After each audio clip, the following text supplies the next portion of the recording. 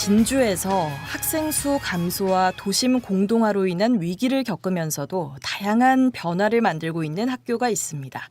바로 진주 봉원중학교인데요. 어떤 변화를 일으키고 있는지 오늘 라이브 인터뷰에서 진주 봉원중학교 김회정 교장과 자세한 얘기 나눠보도록 하겠습니다. 선생님 어서 오세요. 네, 안녕하세요. 반갑습니다. 네, 반갑습니다. 최근에 진주 봉원중학교가 주목을 받고 있다는 사실 좀 알고 계셨나요? 네, 학생들이나 선생님들부터 듣는 내용도 있고 네. 전화가 오는 경우도 있고 직접 찾아오시는 분도 있어서 은연중에 많이 체감하고 있습니다. 예, 익히 알고 계셨군요. 예, 사실 이렇게 문의가 이어질 정도로 교육 과정부터 다른 학교와는 좀 차별화된 변화들을 만들어내셨는데 그렇다 보니까 그 과정에 있어서 선생님들께서도 좀 고생을 하셨을 것 같아요. 어떻습니까? 네, 사실은 작년부터 우리 교직원들이 네. 실내외 환경 개선이라든지 교육 과정 이런 학교의 다양한 변화를 추진하면서 이런 효과를 사실은 기대해 왔습니다. 그래서 최근에 이런 시선은 아주 반갑기도 하고 한편으로는 또 책임감도 새롭게 느끼고 있습니다. 그러시군요. 그럼 지금 봉원중학교 학생 수는 얼마나 되죠? 현재 남학생이 44명, 여학생이 64명에서 전교생이 108명입니다. 학년에 2학급씩. 그 봉원중학교도 학생 수가 많이 줄어든 거죠? 네, 저희 학교가 1984년에 설립됐는데 그때 18학급 규모로 개교를 했습니다. 그 이후에 30학급 정도로 학급 수가 늘어난 적도 있었지만 이 전체 학령 인구 감소와 도심 공동화 현상 예. 이 맞물리면서 지금 현재는 말씀드린 대로 전체 6학급의 전교생 108명 수준으로 줄었습니다. 예. 그래서 이런 변화를 좀 찾으신 것 같은데요. 봉원중학교의 수업 방식이 다르다고 들었는데 어떤 점이 좀 다른가요?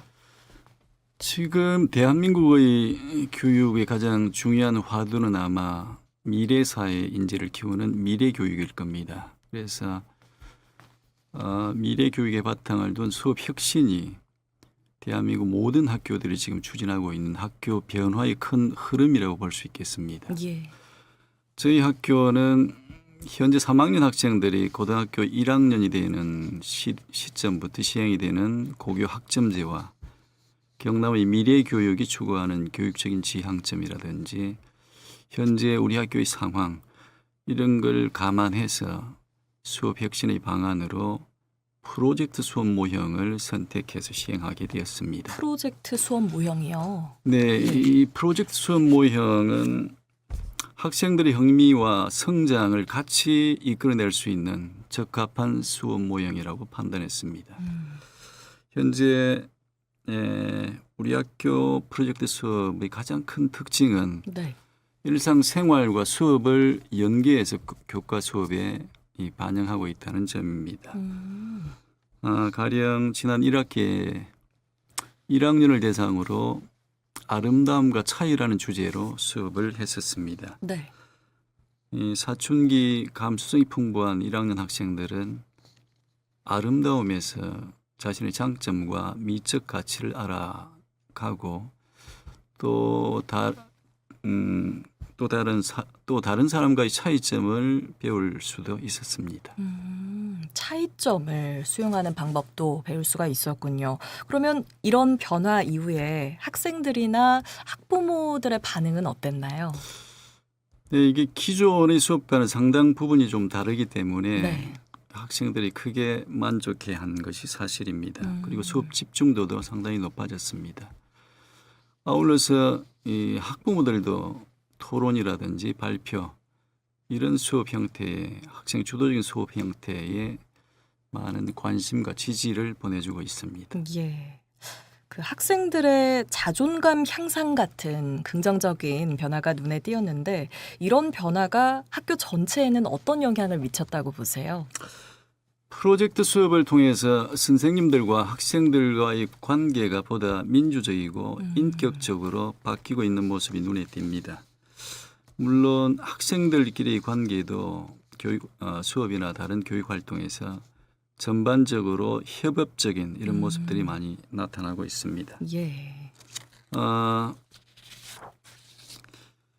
그리고 정기적으로 저희 학교는 학생들과의 간담회를 실시하는데 네. 학교 생활 전반에 대해서 학생들이 활발하게 의견을 또 제시하고 있어서 우리 학교 문화가 학생 중심으로 정착돼 가고 있다 하는 것을 지금 새삼 발견하고 있습니다. 그렇군요.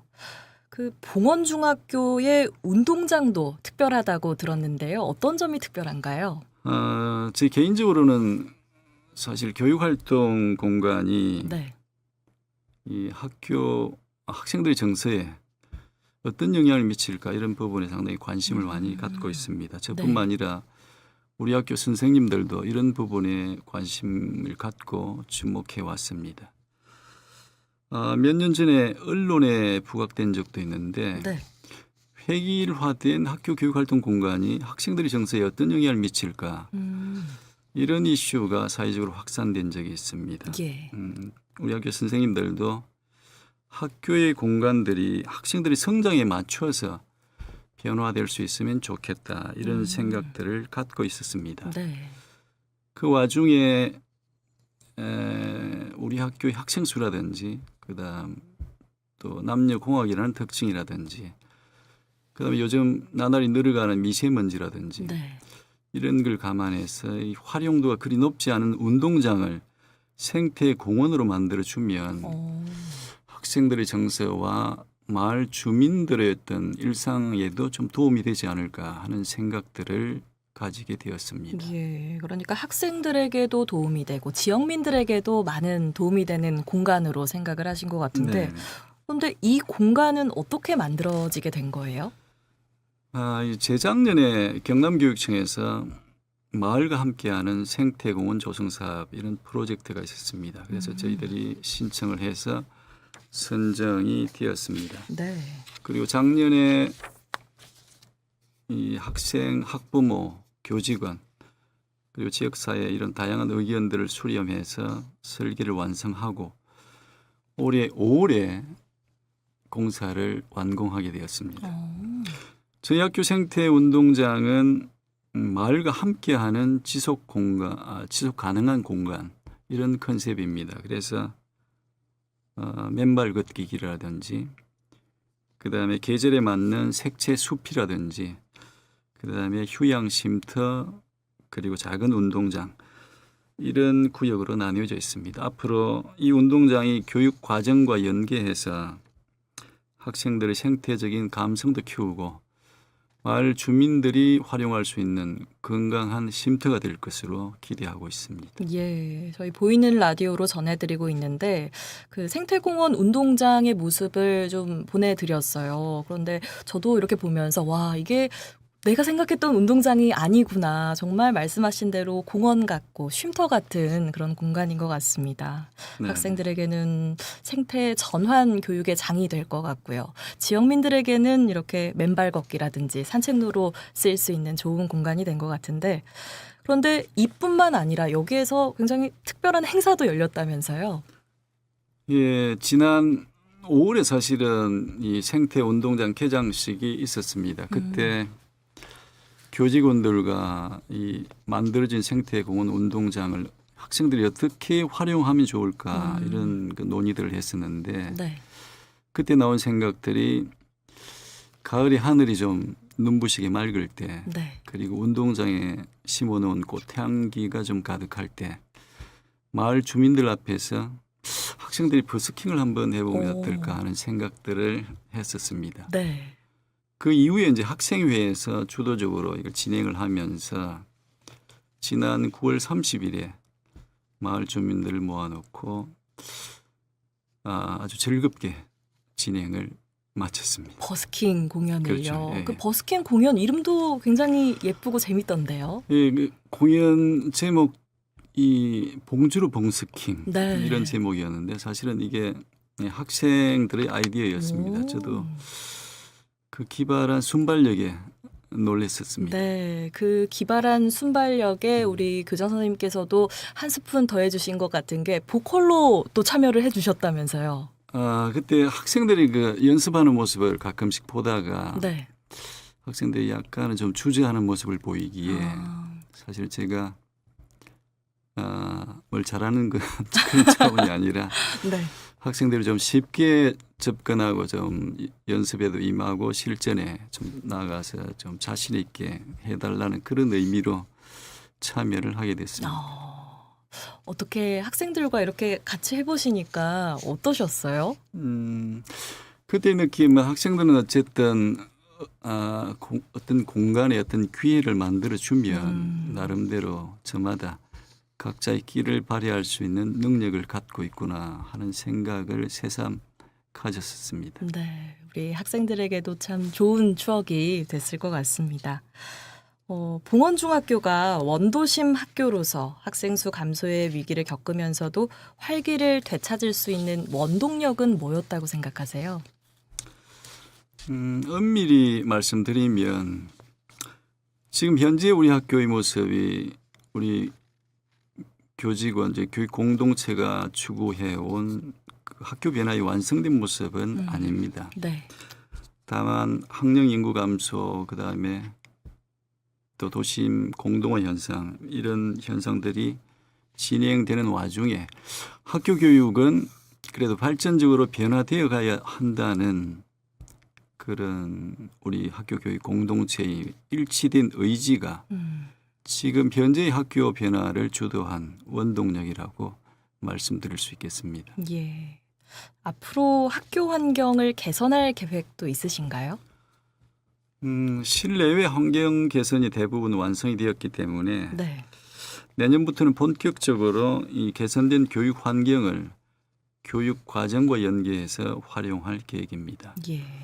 그리고 부분에 남아있는 학교의 공간들을 교육적인 의미에 맞게 변화시키고 또 재배치하고 이런 고민들을 계속해 나갈 생각입니다.